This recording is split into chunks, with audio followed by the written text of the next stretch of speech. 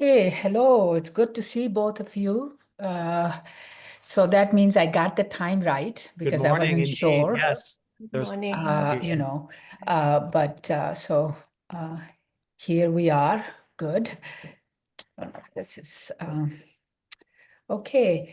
Neeti, I have seen you at Madison, Wisconsin often. Like you look very familiar, but I don't think we ever formally got introduced. So hello to you. Hello. And now I'm looking forward to actually reading your book. I haven't read it yet. So look forward to that. And Barton, hello again. Hello again. It's good to see you. Good to see you. We'll wait for Arafat, and then they have a little structure that they outlined for us that I can talk about. Okay, I see Arafat is here. Hi, everybody. Lovely Hello. to see you guys. Morning. Good morning. Hello. Evening here and morning Evening, there. indeed. Yes. Yes, yes. You're ahead. So, hello, Ehtasam. Uh, Hello. Ji. So we should just start. I know you're going to Yes, edit. yes. You're going to edit and make it look all very pretty and smooth. Uh, but we can start, right? Yes, yes, yes, yes. Okay. Okay. Great. Because okay. Well, I was asked to host, and so I accepted that responsibility. Let me just first introduce myself. My name is Farhat Haq, and I'm a political scientist. I am affiliated with Monmouth College in Illinois, and I had been a visiting professor at LUMS and studied political Islam for many, many decades now. And in 2019, published a book on Sharia and the state, blasphemy politics, that came out of Rutledge. And now I want to introduce the other three scholars, figures in this. Okay, this is okay, so let me start with our author, Barton Scott, who's an associate professor of historical studies and the study of religion at University of Toronto. His work focuses on the global intellectual and cultural history of religion and secularism in the 19th and early 20th century. He's the author of Spiritual Despots, Modern Hinduism and the Genealogies of Self-Rule, which came out of University of Chicago Press in 2016. He's the co-editor of Imagining the Public in Modern South Asia from Rutledge in 2016, and more recently the author of the book that we're going to be discussing today, which is Slandering the Sacred, Blasphemy, Law, and Religious Affect in Colonial India, which was published both by University of Chicago. It was published in India by Permanent Black and in Pakistan by Folio Books. And it is Folio Books that is sponsoring this particular conversation. Our next participant is Professor Neeti Nair. She's a professor of history at the University of Virginia and a fellow at Woodrow Wilson International Center for Scholars in Washington, D.C. Her first book, Changing Homelands, Hindu Politics and the Partition of India, came out of Harvard University Press in 2011, and it was centered on Punjabi Hindu politics in Lahore, Kohat, and Delhi in undivided India. More recently, she has published Hertz Sentiments, Secularism and Belonging in South Asia, which came out of Harvard University Press in 2023, which is an award-winning study that situates the rise in cases alleging Hertz sentiment in a wider debate on secularism and religion in post-partition India, Pakistan, and Bangladesh. She has also edited 2 special issues of Asian Affairs on religious freedom and on citizenship and belonging in South Asia, which is available from Rutledge. Our third person is Arafat Mazhar, who is a Pakistani researcher and filmmaker whose work focuses on liberal citizenship and the colonial, secular, and religious genealogies behind Pakistan's blasphemy law. At the heart of his research is search for an accessible language of critique of the blasphemy regimes without provoking violent backlash. He's the director of acclaimed animated film like Swipe and Shehre Tabassum, which explores themes of blasphemy and surveillance. He is currently developing an anthology of animated film examining the complex historical and political forces that have shaped Pakistani blasphemy politics. With that, we can basically, I just want to be a little fangirl for a while and just sort of say how much I enjoyed reading this book. And I have a couple of questions that I want to pose to Barton, and we could be on first name basis. It's just professors. There's just a little too heavy too early in the morning for this. And then I will just invite Barton to sort of say a few things about what he thinks some of the key takeaway points that we need to know, and then I will turn to Neeti, and she can then give her take on the book, and then Arafat, and then I think just a more interactive kind of a situation, and then I think we have audience questions too at the end. Okay, so with that, let me say that I read this book while I was flying from Pakistan, from Lahore to Washington, D.C. And, there were a couple of times that I laughed out loud, which is really quite a feat given the very serious and theoretically dense sort of subject matter of this book, Slandering the Sacred. And I say that to say that one of the things that I most appreciated about the book is the writing, is the careful way in which the overall architecture of the book is laid out. You spoke about the architecture of affect, and then I think you replicate it in a very nice way in your own in your own composition of this book. So appreciate that very much. And then I must say that the sort of overall theoretical discussions in about secularism had started to become a little too, I thought, unhelpful, a little too top down. You could sort of read them, but it wasn't clear how that really helped you understand very complex reality on the ground. And what I also appreciated very much, Barton, is how you have just created this enormous space for us to think about religion, secularism,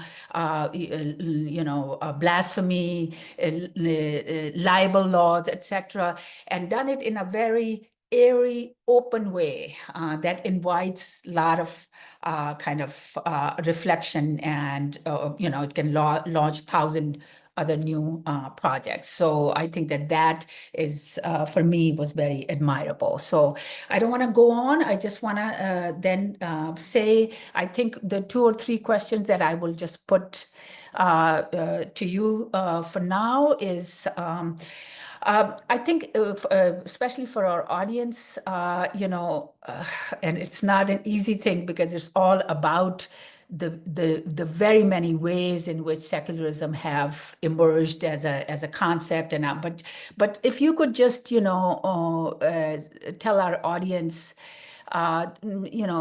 couple of different ways in which you're deploying this term, because as you know, it has very specific histories, and in Pakistan, it has a very specific history in terms of secularism as ladiniyat,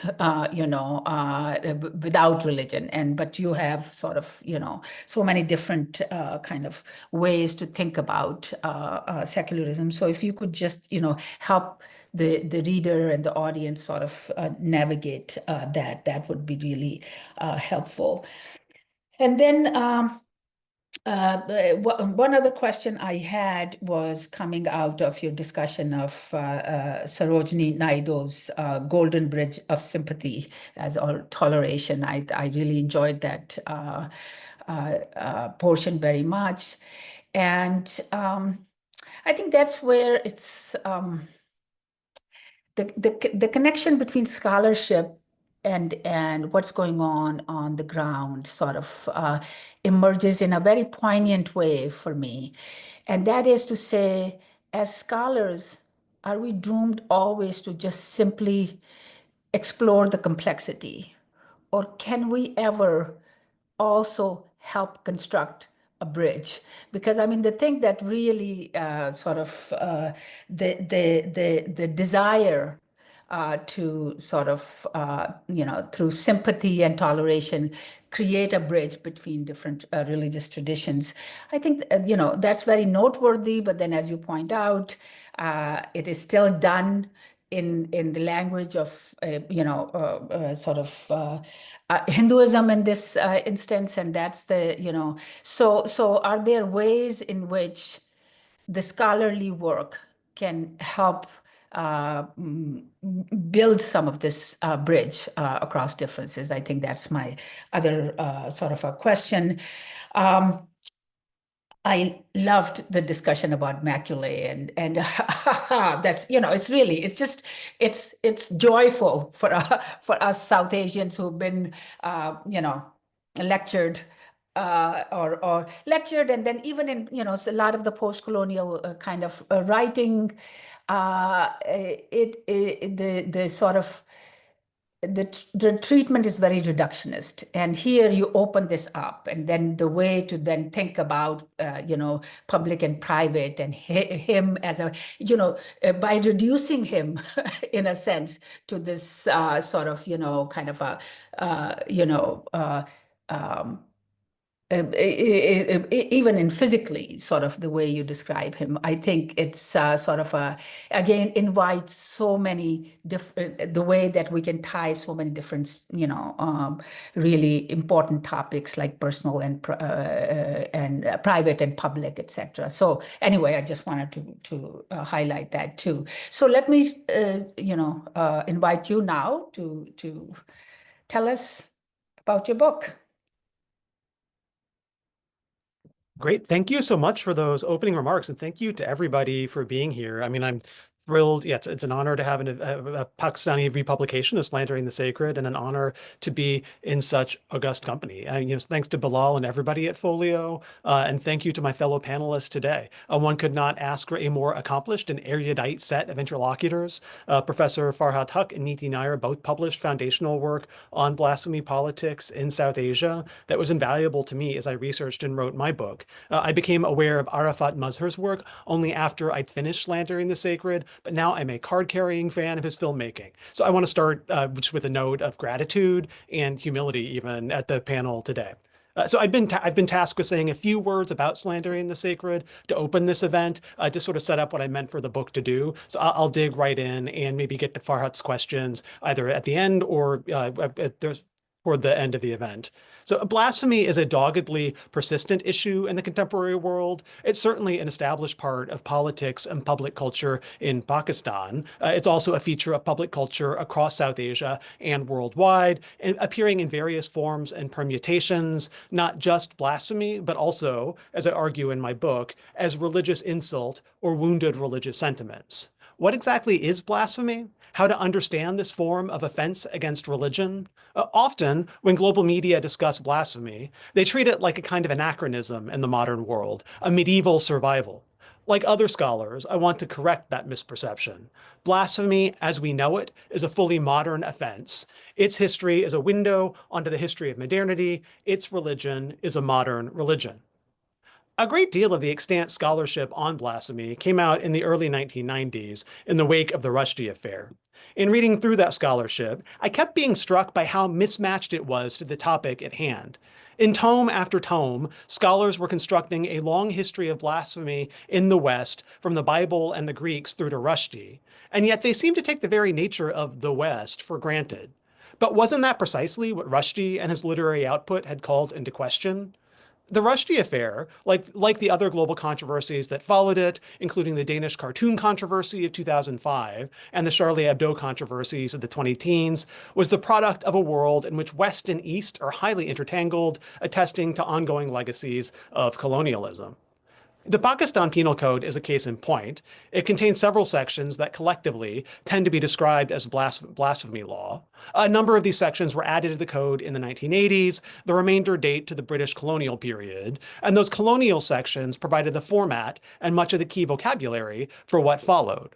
So although the Pakistan Penal Code's blasphemy laws might be framed via Islam, the code fuses its understanding of Islamic tradition to British colonial law. Its blasphemy is a culturally and legally hybrid offense, as much British as it is Islamic. And a bunch of scholars have made that point. That's not me talking. But my book, Slandering the Sacred, tries to provide a genealogy for blasphemy that can account for legal forms of this kind. I start from a single law, Section 295A of the Indian and also Pakistan Penal Code, and I use that law to explore a much longer history of blasphemy as secular legal offense. Section 295A makes it a crime to wound religious sentiments, to, quote, outrage the religious feelings of any class by insulting its religion or religious beliefs, end quote. It's a prominent presence in contemporary India, where it places a clear chill on speech about religion. Slandering the Sacred tells the story of how this troubled law came to be, moving from the 1830s to the 1920s and between colonial India and imperial Britain, to tell a story about the making of transcolonial secularism. This is a story with various twists and turns and all manner of characters, as we've already heard, from Thomas Babington Macaulay, who first drafted the Penal Code in the 1830s, to Sarojini Naidu, the poet and politician that I take as a theorist of 1920 secularism. How did I come to write Slandering the Sacred? While researching my previous book on modern Hindu thought, I was often worried that I might run afoul of 295A. The law was part of the structuring condition of my scholarship and of my writing. For my second book, I then decided to lean into my paranoia by researching the history of this law, which also helped me to interleave several themes and topics I've been interested in for a long time: legal secularism, colonialism, affect theory, print media, public sphere theory. Other scholars had examined pieces of 295A's history, including Macaulay's efforts to create a colonial penal code on Benthamite principles, according to utilitarian philosophy. And other scholars had also looked into the Rajpal affair, including Neeti. The Rajpal affair was the occasion in the 1920s for the passage of 295A. But there was no book-length study on the topic, and that seemed like a missed opportunity to me. Books can think at length in ways that shorter studies can't. My aims in writing Slandering the Sacred were partly empirical, turning up new facts and archives, but more than that, they were interpretive and theoretical. I wanted to understand blasphemy better, to maybe understand it in a new way. I also wanted to understand secularism better. Secularism is an orientation to the world I strongly identify with, sort of instinctively, but I've also come to see in a new light, thanks to the pioneering writing that Farhat mentions by scholars like Talal Asad, Charles Taylor, the late great Sabah Mahmood, and other scholars in this field of critical secular studies. Secularism, as I've come to understand it through that field, does not imply a retreat of religion. It's not la diniyat. Secularism sets out to regulate religion, and in doing so, it produces new forms of religion. There's this kind of like strange symbiosis between secularism and modern forms of religion. Each of them is making the other one all of the time. And secularism also exists in multiple historical forms, or what Asad calls formations of the secular. These insights have they're abstract insights in some ways, but they have very real implications for how we understand the Indian and the Pakistan penal codes. The Indian Penal Code linked religion to affect or feeling. This move was, in its historical context, structured by clear racism. Macaulay understood South Asians to be uniquely emotional and sensitive to religious insult. But this move was also part of a global process whereby secularism started to govern religious feeling. Secularism started to govern religion by governing feelings. Over the past 200 years or so, religion increasingly came to be understood as being about feelings, affect, interior experience. Those feelings also came to be understood as linked to the potential for violence. The Indian and Pakistan penal codes certainly understand feeling that way. The code is, in effect, a script for linking religious feelings to violence. It can even encourage religious conflict or insult, as many scholars have argued, kind of like a perverse effect that this legal code that's meant to reduce religious insult and conflict can actually end up increasing it precisely by providing like a kind of cultural script. So my approach to the penal code in Slandering the Sacred has sort of two distinctive moves. The first is the book's transnational method. The book keeps moving back and forth between Britain and South Asia in the tradition of what the literary critic Edward Said called contrapuntalism. That is, you should study the imperial power in the colony by putting both in a single frame of analysis. So my book both is and is not about South Asia. It's about what I call colonial secularism, an entity that is neither British nor South Asian, but rather born of the space in between the two. And this colonial secularism continues to shape the politics of religion across much of the world, I would argue. Second, Slandering the Sacred is perhaps at its most distinctive in its approach to writing about emotions, the religious feelings of the penal code. On this front, I was shaped by work in the interdisciplinary field of affect theory. The affect theorists remind us that emotion is seldom ever inward or private, although we often think of it as such. Rather, feelings creep along the skin, fog up rooms, pulse electrically through digital media. They're our most intimate possessions, and yet they're weirdly public, linking us to others, strangers under the skin. It seemed to me that the Indian Penal Code describes an emotion of precisely this type. Religious feelings might seem profoundly personal, and yet they're also legal, bureaucratic, collective. How to trace a history of such feelings? This question is both methodological and stylistic. What forms of writing and what forms of thought can be devised to make feelings or affects seem like the strangers they are? How can one write a history of legal feelings that moves beyond legal history per se to think about the intimate registers of feeling life, interweaving the public and the private? My book contains a number of experiments on this front, especially in the last third, which is about religious polemics in colonial India. There I ask how print media and its tactility and materiality came to carry emotions across human bodies. Perhaps most memorable, however, is the chapter on Thomas Macaulay's incestuous love for his sisters. Some readers have found these experiments exhilarating, others have found them discomfiting, some both at the same time. I mean, many readers have found them funny. I mean, the humor of the book, I think that's just me and my personality and my approach to the world. The humor is sometimes dark humor. I mean, I deal with serious topics, but do that with some sardonic kind of appreciation of them and of what human history is. To understand blasphemy in the contemporary world, much less the politics of secularism, we need a whole library of books. Farhat Haq, Sharia and the State in Pakistan from 2019 is an essential read for anyone interested in the contemporary Pakistani context. For South Asian secularism more broadly, Neeti Nair's Hurt Sentiments, Secularism and Belonging in South Asia from 2023 is every bit as essential. With astonishing dexterity, it moves between post-colonial Pakistan, India, and Bangladesh to excavate a new history of secularism. My Slandering the Sacred explores one corner of this larger historical tapestry. I hope that in its limited way, it can help us to see the whole in a new light. Thank you. And thank you again, everybody, for being here. This is just, what a great event. I couldn't be more happier. Okay, thank you, Barton, again, for laying out some of the key moves of the book, some of the key ideas. And now I want to turn to Neeti and invite her to give us her perspective.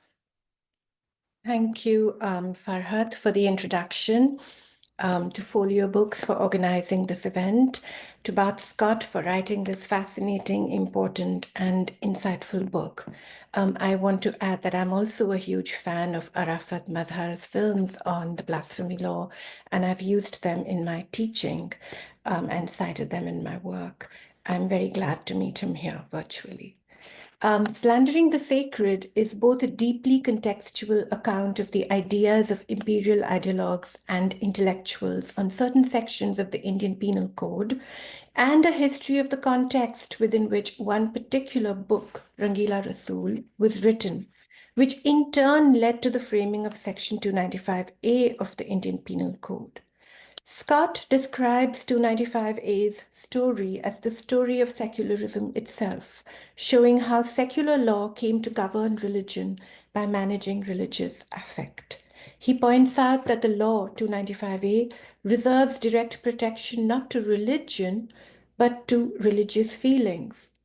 And although Scott describes 295A as secularizing British imperial blasphemy law, he also underlines that it remains blasphemy adjacent. It circulates in a field where the concept of blasphemy is still alive and well, and as he reminded us in his introductory comments. In tracing early modern formations of the secular, Scott refers to cases that suggest Christianity was being harnessed to the needs of the early modern state. In similar fashion, in my own work, I have considered moments when Indian secularism, a work in progress, is harnessed to the needs and ideologies of the post-independent Indian state. I found his discussion of how blasphemy is being redefined as a crime of manner, not matter, in the late 19th century also resonate in the legislative debates accompanying the passage of Section 295A in 1927. But whether, as he argues, post-colonial secularism can be seen to emerge from the secularisms that preceded it, company secularism, and late colonial secularism, remains for me an open question. And I think in my book, one of the things I'm trying to argue is that Gandhian secularism especially tries to tap into a much older form of feeling when he tries to bring back certain words into the verses that he recites in his prayer meetings in 1947. And that predates colonial secularism. Scott fleetingly alludes to the tyranny of majoritarianism in the conclusion of his book. In the section of Macaulay, on Macaulay, he writes, quote, "Refracting minority through empire, Macaulay suggested that a judge best adjudicates blasphemy by becoming a respecter of multitudes, making an empirical assessment of a population's capacity for serious violence," close quote. In my book, Hurt Sentiments, I emphasize that it is precisely the conversion of 295A into a law that has come to weaponize hurt sentiments and support religious majoritarianism, a consequence of partition, that makes it into a force that is deeply anti-secular, at least in present-day India. The same holds true for 295C of the Pakistani Penal Code.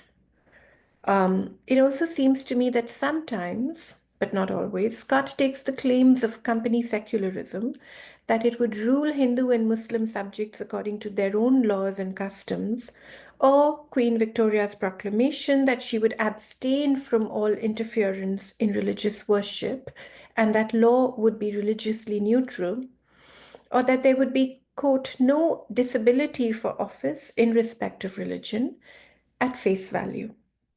I would argue that these claims and principles were queried, eroded, and honored in their breach.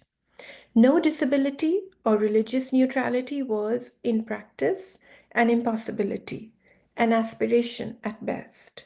Hence the documentation in W. Hunter's The Indian Musalmans of the disabilities that had accrued to Muslims after the Great Rebellion of 1857.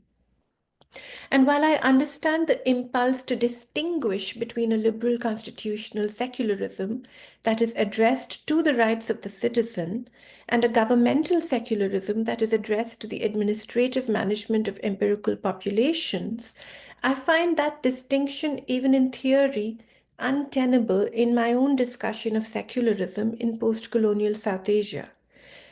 And Scott also writes of the ethnographic state becoming overlaid with a liberal constitutional state in the early 20th century, of the Simla legislators speaking of rights and populational violence in the same set of debates, and in popular discussions of the persistent porousness of legal concepts. Rights, in my reading of South Asia's past, are framed in the register of majority and minority, at least from the time of the censuses of the 19th century. So I would append to Scott's observation, when it came to religion, passion meant violence, and violence passion, the question, against whom? Furthermore, what does it mean for the study of religion to be reduced to religious feelings that produce violence, and for the study of 295A to amount to the story of secularism? What do we gain? What do we lose? What do we omit in this kind of reading? In no country had the government so much to apprehend from religious excitement among the people. Here, Macaulay would suggest Indians to be almost exceptional in their capacity towards getting their religious feelings hurt. Writing in the wake of communal riots in places like Banaras in 1809, copiously documented by colonial administrators whose records and prejudices have since been scrutinized by legions of historians, including Gyan Pandey, it would seem that Scott's context for the framing of the IPC, that so spectacularly and necessarily brings in the intimate history of Macaulay's regulation of his emotional life and gestures to its spread in other colonies, must also make room for the historical context of India, seen through colonial eyes as a land of exceptional religious feeling. As Scott notes, quote, Macaulay could use the colony to create a properly secular law that stood benevolently above religious difference in a managerial role, close quote. This is the familiar figure of the British as lawgiver, as necessary arbiter between warring communities. I appreciate Scott's discussion of the Rajpal affair, familiar because of my own close reading of the legislative debates of 1927 and reports in the English language paper, The Tribune, that was published out of Lahore. What Scott describes as, quote, procedural effervescence, an affect emerging in and through the routinized, rationalized procedures of parliamentary liberalism, I have described in my analysis of these same debates in an article published in 2013 as legislative pragmatism, the need to come together to pass legislation after acknowledging the harm that is caused in the absence of such legislation. I also appreciated Scott's attention to the physical force of legal speech and religious polemics. These resonate with my discussion of hate speech and law as intimidation in my book. I found the discussion on the Protection for Profits law and Sarojini Naidu's practice of toleration mirror my discussion of Gandhi's public prayer meetings that also conjoin the terms Allah and Ishwar. Towards the end of the first section of the book, Scott notes that the colonial state opted to write outrage rather than sympathy or respect into the law, one that invited the colonized to inhabit outrage as legally actionable feeling. Close quote. In post-colonial South Asia, as I describe it, the once colonized are in the driver's seat. But here they embody a host of avatars and a host of feelings. They are the allegedly outraged litigant. They are also the meticulous reporter, the respectful lawyer, the sympathetic dissenting judge, and they compose a shifting public, sometimes outraged lynch mobs, sometimes skeptical and despairing. In the final section of the book, Polemics as Ethics, Scott proposes taking the text Rangila Rasool as parallel to 295A of the IPC in its theoretical import. He argues that the text was also an instrument of governance, a paper tool designed to govern the behavior of a Vedic nation in a shared field of pedagogic governmentality. Scott's imaginative and rigorous elaboration of the affective charge of religious insults invoked the state's symbolic power-making law, anyone's to use, as early as 1904. And this was news to me. Scott's selection of case law leads towards a narrative wherein Arya polemic serves both the causes of slander and also that of religious reform. However, to Scott, the ill feeling around Rangila Rasool also foreshadowed the horrors of partition 2 decades later. Such a reading of controversial Arya texts might not tell a full history, even of Arya polemic and endeavor. And here I'm thinking of the new work of Supriya Gandhi, who discusses how Arya preachers used Dara Shikoh era Persian renditions of the Gita and the Upanishads in producing Urdu texts, and of a figure like Aladhari, who conceived of Dara Shikoh as a Muslim who laid out the, quote, table spread of universal peace for the sake of commoners and the elites. Scott's emphasis on personal animus as central to this era's culture of religious controversy begs the question of the place of shared piety in Punjab, a la the scholarship of Farina Mir, and my own scholarship on the possibilities of Punjabi Hindu politics until the eve of partition. And here I'm referring to my first book, Changing Homelands, Hindu Politics and the Partition of India.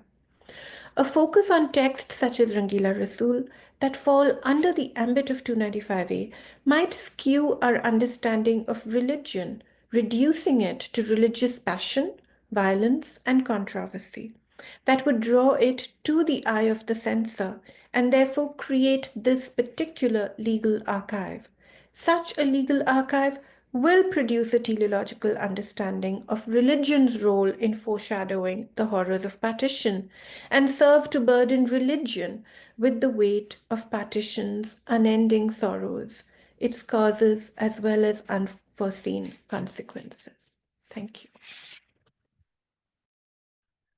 Okay, thank you very much, Neeti. So I don't know if you wanna, Barton, you wanna go ahead and maybe say a few words in response, or we can just move to Arafat, whatever do you think is, Why don't we move to Arafat and maybe I'll Arafat, and then you can respond to that. Okay, that sounds good. Okay, Arafat, please go ahead with your comments. Assalamu alaikum, everybody, and everybody listening in. I'm quite unapologetically the non-academic on this panel, and one of the reasons I'm quite excited is because I think it would be important to see how, as a practitioner on the ground, as someone who's been thinking around blasphemy politics for the past 14 years, how did J. Bart's book influence me, and what the relevance I see, as Dr. Farhat was asking, on the actual contemporary politics of blasphemy in Pakistan. But before I start, though, I would like to remember two members of the Ahmadi community, Muhammad Asif, who was murdered this Friday, and Laik Chima, who was murdered a week before, also on Friday, in what has become this bizarre Friday ritual under the familiar pretext of like defending the sacred honor of the Prophet. And I think we're doing a protest tomorrow in which I speak, and I think a lot of my own framing has changed partly because of J. Bart's book. And I think in moments like these, the temptation is strong in Pakistan to frame the problem as simply a failure of law and a breakdown of order. And I think kind of like a big thesis for me in Slandering the Sacred is also to kind of keep remembering the architecture of the blasphemy politics, the emotional economy, its structures and the sacred injuries, the way to make it legible to the state, what kind of colonial logics have been inherited by the post-colonial states and then transformed, obviously, to various degrees in the current moment by India and Pakistan separately. But like to start off, I think this particular book has been the most influential book on my thinking since Dr. Sabah Mahmood's Religious Difference in a Secular Age and her paper on secular affect and religious reason. And I think it also extends and does a great job in extending Professor Asad Ahmed's own work as well. And I think even his dissertation as well as his paper on the specter of Macaulay. And I think I want to do justice in on the relevance part of this book, of the relevance of the book and how it challenged me and challenges popular critiques of blasphemy laws and perhaps open up and gestures us towards greater critical thinking as civic rights activists and people's undertaking some kind of political education on the blasphemy politics. First of all, on the writing, I think it's a great text. I think there's so much dramatic tension. It's a page turner. It has great propulsion, a great momentum forward. I've not read an academic book that's kind of gripped me in this kind of exciting, thrilling way. Obviously hilarious, really funny. And so I think for anybody who in Pakistan who's watching this, and I think there's a lot of people on our platform of Alliance Against Blasphemy Politics, I would highly encourage not to be intimidated by the theoretical density of this text. There's a lot to be gained by the text, even if you don't fully understand the theoretical undercurrents, and a lot to be challenged, a lot for you to be uncomfortable about, especially considering most of the people who are, I think, are watching this come from a particular class segment and liberal secular crowd and human rights crowd. I think to understand the relevance of this, I think, like big body of work and its connective tissues to like people like Sara Ahmed, Wendy Brown, Talal Asad, Sabah Mahmood, is I think to look at the most consistent critique of Pakistan's blasphemy laws, including 298 ABC and 295C over the past 4 decades, has typically included some forms of the following, which is most recently it's been a misuse argument, like the blasphemy law gets misused a lot, which kind of creates a neat little binary between state and extra-state, legal and extra-legal kind of violence, the kind of terrible figure of Mumtaz Qadri versus the rational, like Muqallian figure of the state.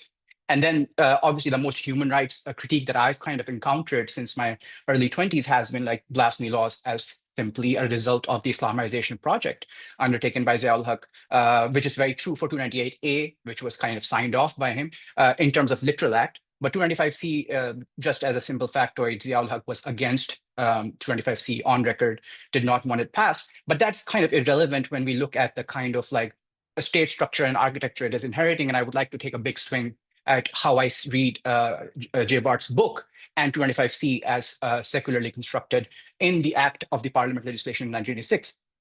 Sort of kind of responding to Professor Neeti Nair as well. I'm going to not bound by the academy, so I'm going to take some big swings here. And secondly, I think the critique that I constantly hear is also like how blasphemy law is just wrong Islam, bad Islam. I think it's something about how it's the wrong interpretation of Islam.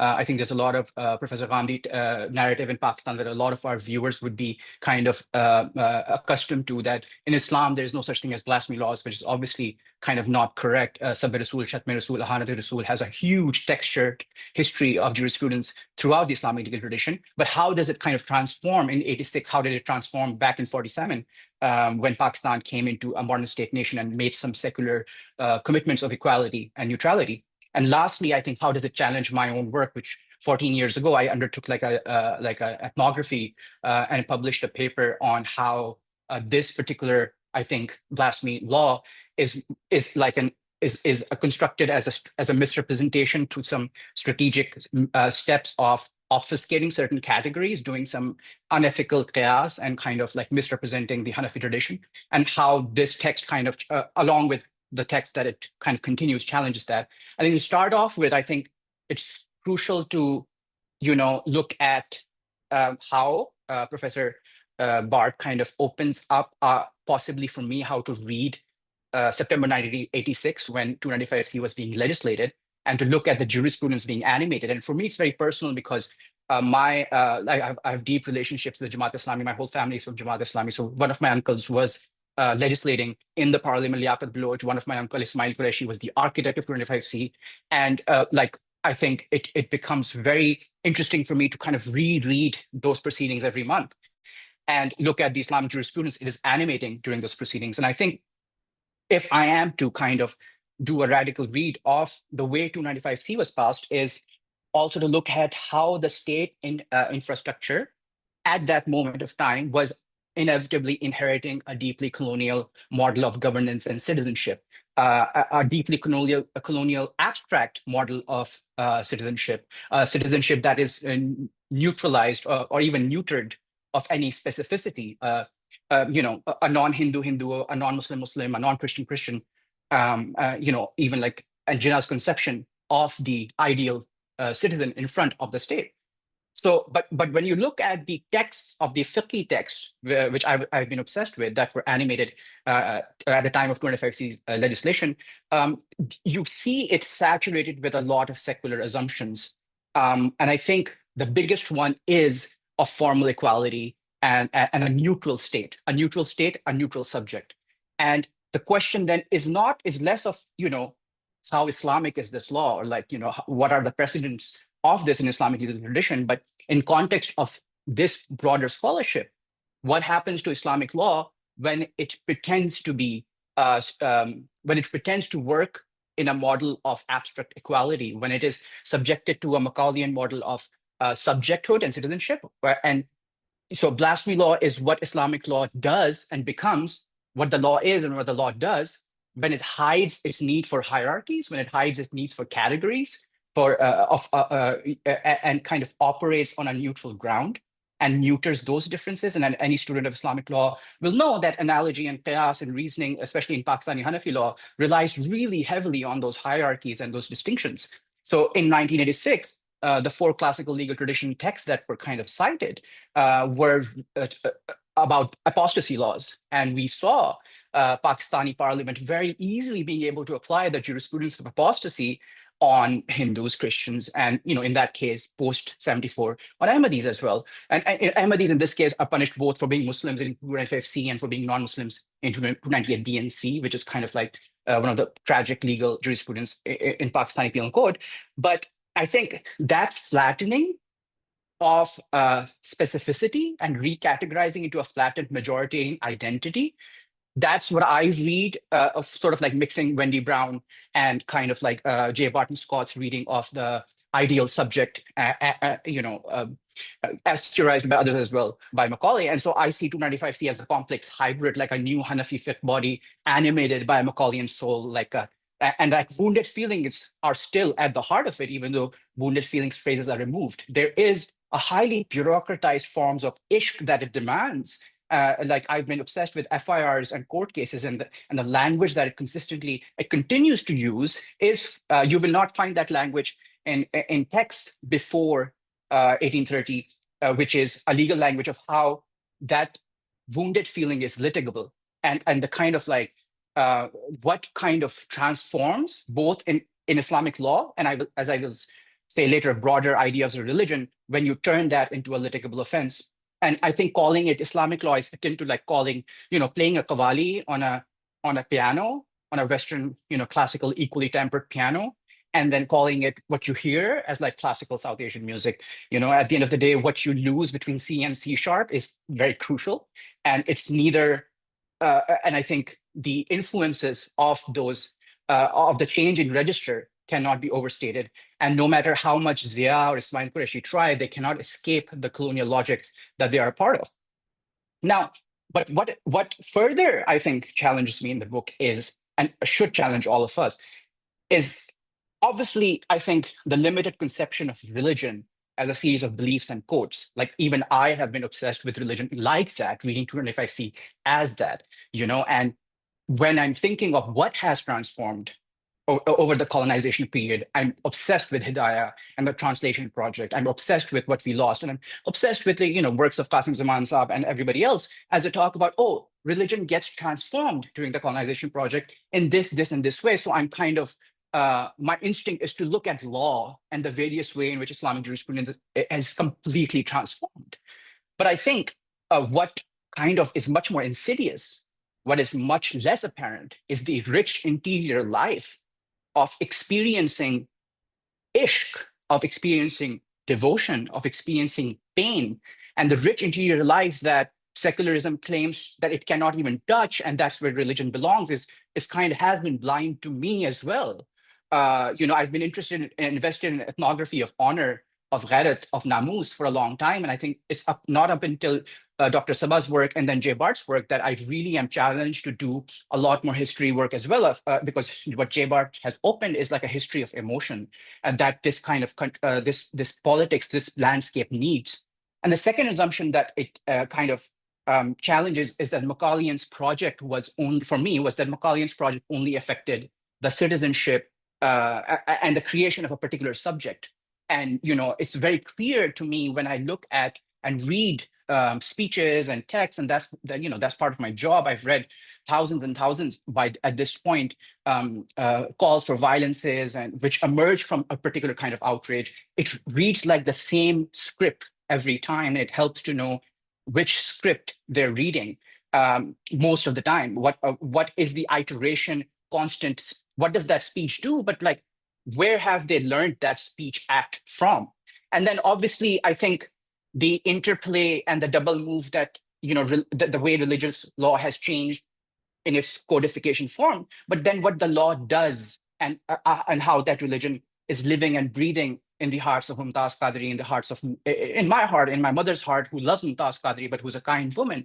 And I think in order to complicate a figure like my mother, who's an incredibly kind woman who loves Mumtaz Qadri, it is important and crucial to not be as limited as either an amnesty report of how the law needs to be, has more religious freedom, or just like, here are these unruly, terrible subjects, and just repeat the Macaulayan logic again. I think it helps to understand how we become those subjects at crucial times, and how we are repeating and reiterating and every time learning a new way of ishq rasool, of devotion, of responding to pain, and the registers in which we are expressing difference and outrage, what those implications are. And I think these affective registers and the way they've changed over, obviously they have become their own complete beast, but I think the interesting and strange interplay between state, society, and the kind of textured kind of dialectic that is happening, Scott kind of reads, or at least gestures toward of how we might look at the mutually an interactive disciplinary reinforcement model that state society has. And I remember him using the Foucauldian idea of stratification of society and the stratification of state, and what that looks like in crucial moments when tracking a really robust genealogy of blasphemy politics. And I think any viewer, who wants to understand blasphemy politics must read this text, and obviously, if possible, read other texts as well. But I think part of the benefit of J. Bart's is like, if someone does not want to read a whole library, as J. Bart kind of referenced, it is very helpful to go through this book because there's enough theoretical foundation laid down for you to have like a better sense to challenge their understanding. The last bit I think I would say is like everybody's favorite chapter, right? Like Tom loves his sister, and the psychodynamic currents. And I think the reason I think it was really interesting to me is because I've been studying Ismail Qureshi, the architect of 295C, for a long time. I've met him, and I think there's something that resonates very deeply to me. The kind of tensions, anxieties, repressions, unresolved emotional contradictions, and the places they find their expressions in the law. It's like, you can read Ismail Qureshi, not just from his secondary literature, but even my interviews with him. He embodies very similar male anxieties and repressions, but I think without the pretense of being rational, without the pretense of like being the dispassionate, white great man. He wears it on his sleeves. And I think linking these kind of psychodynamic currents across colonial administrators, the lawmakers, the mob, the Mumtaz Qadri figure feels like a gesture that Scott's constantly making to us. And his analysis of Arya Samaj's polemic, I think, and their relationship with like masculinity, of the kind of injuries that are caused as emasculation and the responding violence as acts of remasculinization. You see that in TLP's politics, pre-TLP politics, which is not like a new politics, it's a 70-year-old politics, and people who are watching understand that. When Salman Taseer's assassination was done, in the speeches, you saw the kind of calls that were made, like, are you a woman? Like, is that what you're going to do? Are you going to pray for him to die? Like, aap dua karoge, wo marega ya goliyan maroge? And that kind of like speeches have embedded in them not just anger and anxiety, but also kind of this imagined blasphemy, or insinuation of blasphemy, as our law calls, does, and what is the ritual of ishq rasool after that, and what is the ritual of restoring that dignity, of that masculine dignity, in the act of assassinating, whether it's Salman Taseer, whether it's like Chima last Friday. And all of them following the same script of Majroo Jasbat, which everybody now understands as the legible way of expressing that a crime has happened, even though it might be as new as 150 years old. So I think looking at all of that, looking at from back to Jinnah's conception of citizenship to back to Mumtaz Qadri's assassinations, I think if Thomas Macaulay is a grandfather figure of Pakistan, when I read Scott's book on Jinnah is the father of Pakistan, I can't help but see Ismail Qureshi and like Mumtaz Qadri, Khadim Rizvi as being grandchildren of Thomas Macaulay, even in their decolonial aspirations, much like the projects in India, and none seem to be escaping the logic, including me at many times, the colonial logic set out by Macaulay. And I think beyond simply asking what the law is, it is important and crucial, and what Scott's constantly asking, to look at what the law does and the architecture kind of the broader politics is resting upon. Thank you.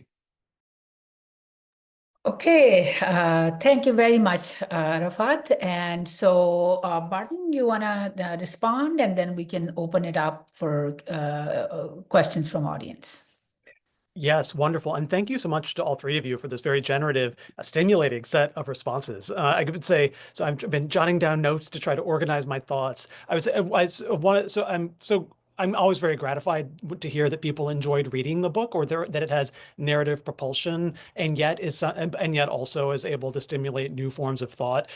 To my mind, I like reading theoretical texts. I like reading dense theoretical texts. And what's so useful about those texts is precisely that they disorient us and they make us see the world in new and unexpected ways. And one of the things I was trying to do in this book, as you guys have noted, is to take a number of those theoretical insights about secularism in particular, and then bake them into the form of a narrative, right? So like the book, as people have told me, it feels like it has real people in it, like Macaulay and Naidu and others feel like real people. And yet like there's something in the book or the way the story is being told where secularism starts to appear in a new light in ways that can feel kind of discomforting or uncomfortable. And that's what the book was trying to do. And in doing that was absolutely building on work by Saba Mahmood, Asad Ali Ahmed in particular. I mean, like his work on blasphemy, I could not have written this book without his work on blasphemy, and as well as Wendy Brown and others.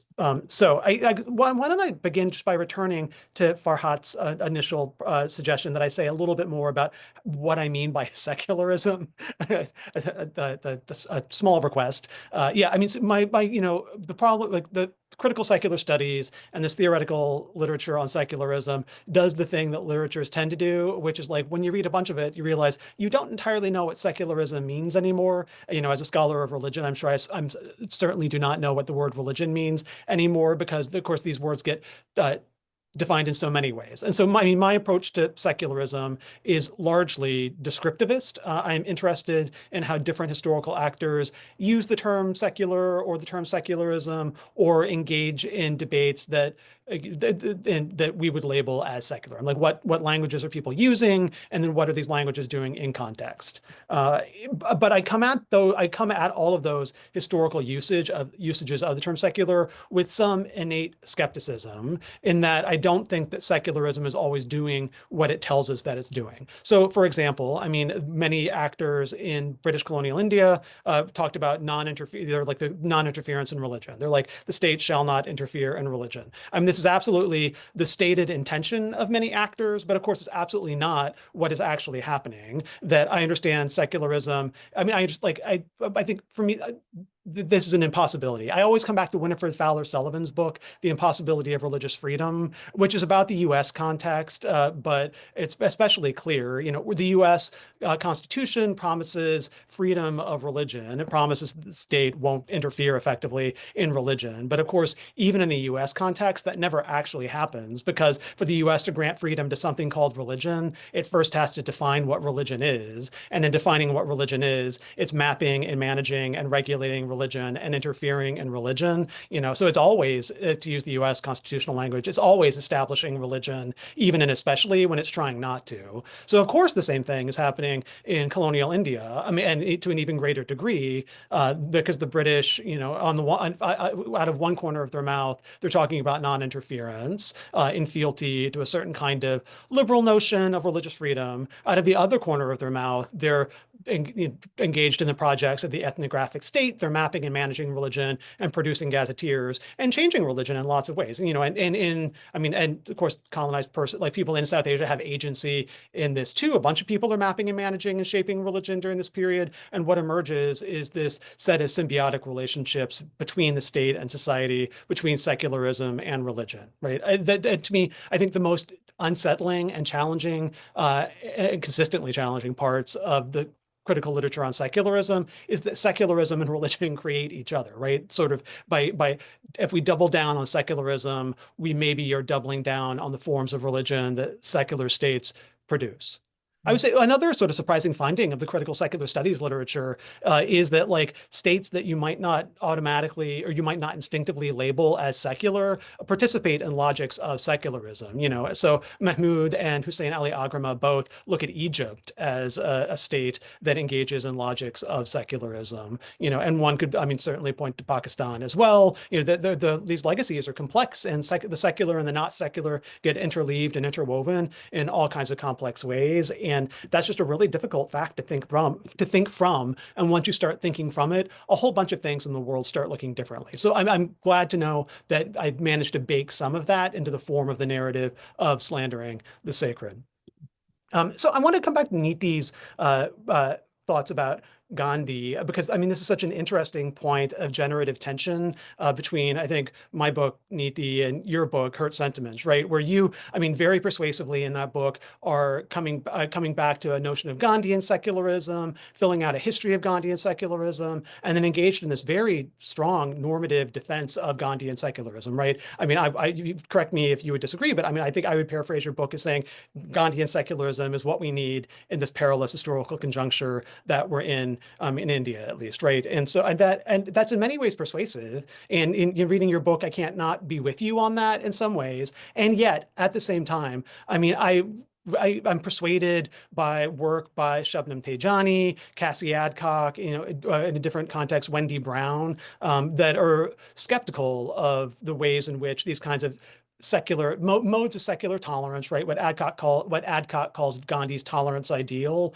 There's something in that maybe isn't fully aware of its own effects or its own kind of ideological undercurrents. And there's part of me that's persuaded enough by that critique that I'm kind of stuck in the critique, right? Like I both am drawn to Gandhian secularism and then also just feel aware of its limitations. And I think the question is, how does one hold both of those things at the same time? So Slandering the Sacred is very much more in the space of critique.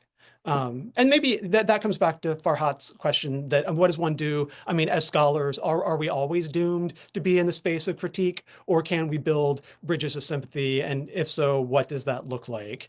And I mean, that's, you know, that's a tall question, and I don't know that I have a ready answer to it.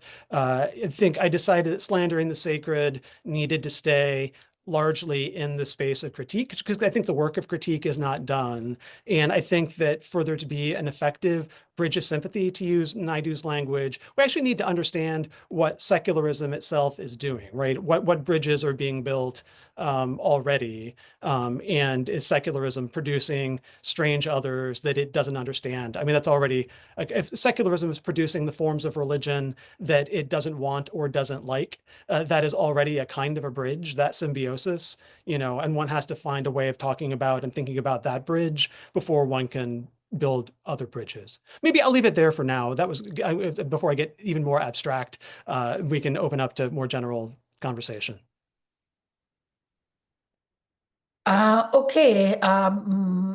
Before we turn to the audience questions, and I see that in the chat is where we're seeing. Oh, we don't have audience. Okay.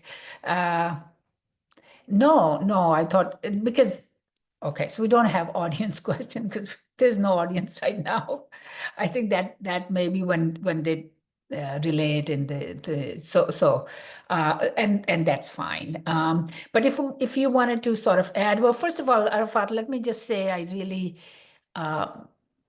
loved your sort of thinking through this text and absolutely the complexity of being very involved in the reality of violence, and as you know sort of pointed out just in the last couple of days, but then at the same time, you know, trying to make sense of this in this larger historical theoretical way. It's so talking about emotions. I just want to kind of acknowledge, Arafat, that you sort of you know, exemplified those very many emotions, knowing the kind of work that you have done and how you've been at the sort of forefront of this battlefield, and there has been at times considerable sort of risk to you, and that's what I think is also a very important thing for us, those of us who are in South Asian context, that we can't somehow escape that. We can't stay in the rarefied, sort of theoretical space, though that is very much needed, because otherwise, so I'm not arguing against that, but I'm just saying that the circumstances keep pulling us into trying to make goddamn bridges, if there is a sort of, and so Neeti, I look forward to reading your book and sort of seeing what if you've made this strong normative argument about the Gandhian sort of, model, that it would be, we also very much, as we are trying to, kind of theoretically make sense of it, we need models to think on the ground in terms of, how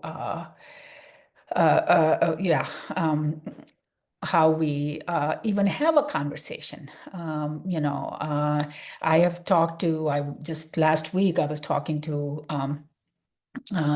someone who had been very much active in TLP and, the Tehreek-e-Labbaik Pakistan, which is one of the, major sort of party carrying this flag of blasphemy and making life for the Ahmadis unlivable in Pakistan. And again, that person was complicated, and he had a complicated history, and he had a complicated life story, but he was also, he just. So in trying to find language in which I could have even a sort of a conversation with him without dissimulation, without my constantly trying to hold back or something, that was very difficult, and I just think somehow, keeping scholarship on one side, for many of us, being able to have some of that conversation is both important and extremely difficult. And that's where, Arafat, a lot of what you were saying, the very many threads that you were pulling at, that's what it exemplified for me. So I just wanted to sort of add that. But anyway, if there are other things, other questions that you want to raise, I think now is the time, since we don't have audience questions. I know, Arafat, I should say, I could listen to you talk about the psychodynamics of 295C and Ismail Qureshi all day. How fascinating. And yeah, I definitely want to see you write about that. And yeah, I could hear it. I could listen to it for a long time. Just so you know, I think, so back when I was 26, I'm an undergrad in computer science. I was invited by Dr. Khalid Masood to write a paper. And that paper included a long interview of Ismail Qureshi. And Ismail Qureshi kind of had, spoke very openly to me about the many tricks that he played, but he did that because he had so much love for me, because he thought that I would be the flag bearer of his work later on. And I was under, at that point, I hadn't prepared him somewhat differently, but he is also a very complicated figure because he is both from the Jamaat Islami, but his whole politics, he's from a very reformist religious project who would see most of Barelvi sense of devotions as very antithetical to religion, but also exemplifies and embodies a lot of Barelvi aesthetics as well as ideas of devotion. A lot of his work was based on dreams, and he has a fascinating work that is also translated in English that I can send to you. But I also would like to ask you, I think I do want to ask you one question, I think, because one of the things that I saw you see you doing, and is doing a lot of media theory work and dealing with a lot of different forms of technologies that were coming up at that time, and the Arya Samaj work. And I think one of the things, as we try to kind of come up with a language of critique that is safe in Pakistan. One of the things that we constantly want to do is like look at these TikTok videos, like these social media posts, and like new languages of ish that is kind of developing faster than I can kind of like we can kind of tackle them. And what kind of, because that was the print media. When we look at the digital landscape, and obviously not just Pakistan and India, but obviously in America as well, and the closest thing seems to be somewhat some of the movement that is the young male movement, the people, the incel movements, some abstract kind of like you can activate a person without needing to necessarily recruit that person. It's a very different kind of like organization around affect. Are there works that you would point towards, especially when it comes to kind of understanding all this new form digital? Because also legally speaking, in Pakistan, the private and public debate on the Ahmadiyya religious freedoms is of contentious debate. And recently, a Supreme Court judgment almost goes as far to saying that even within the private spaces, almost goes as far to say they cannot be Muslims. But then there's the digital space beyond private and public, where things get very complicated because there's not a lot of precedent in Islamic law, as well as how do you read if because I'm sure you must have you see all of that literature in the Hindutva literature and tweets as well, far right tweets. How do you see them? How do you see them different from the technologies that you were looking at the Arya Samaj work? And any kind of thing that would help us kind of navigate them a little better, read them a little better. That's such a great question. And I mean, such a rich field of empirical inquiry, both on the digital front and on the late colonial front. One reader of my book, just after reading the Arya Samaj chapters, said that it felt like, quote, colonial Twitter, and there is kind of an odd resonance between that late colonial moment and our current moment in the ways in which affect is marshaled, the ways in which masculinity is marshaled, as well as probably caste in some contexts. And, and so, yeah, there is kind of a resonance in the, are there differences as well? I mean, certainly around speed and, probably around the kinds of political forms that are emerging. I mean, the right word, the global authoritarian turn does seem linked to these digital media forms and the ways in which certain styles of masculinity and certain styles of wounded subjectivity, wounded attachment, like they seem part and parcel of the internet. I mean, in terms of scholarship on this, I mean, there's only so much one can keep track of in this life. I read some of the stuff on sort of like digital Hinduism, as it's sometimes called, and that scholarship, the timeline of scholarship is so slow compared to the timeline of the new cultural forms emerging, in digital spaces, that the scholarship always kind of lags behind. But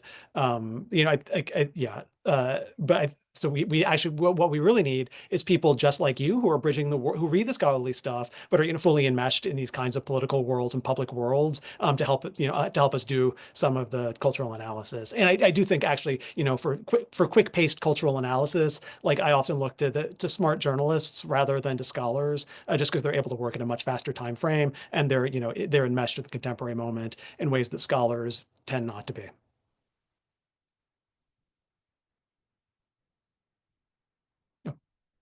Farhat, I think you're muted. Okay, thank you. So we are now, I think this was the almost the designated time, about an hour and 10 minutes or so. So if there is no other pressing, question or statement, we can go ahead and conclude this session. And again, thank you so much. It's really, truly an honor and a pleasure to be with all three of you and to have such great readers of my book. And thank you, Ihtisham and to Folio, for republishing it. I'm thrilled. Yes, absolutely. And thank you very much. And it's been a pleasure to listen to all of you and meet some of you. Again, Neeti, I look forward to now reading your book. So, okay. All right. So take care, everybody. Have a good day or evening. Yeah, we bring it to a close now. Thank you. Bye-bye. Bye.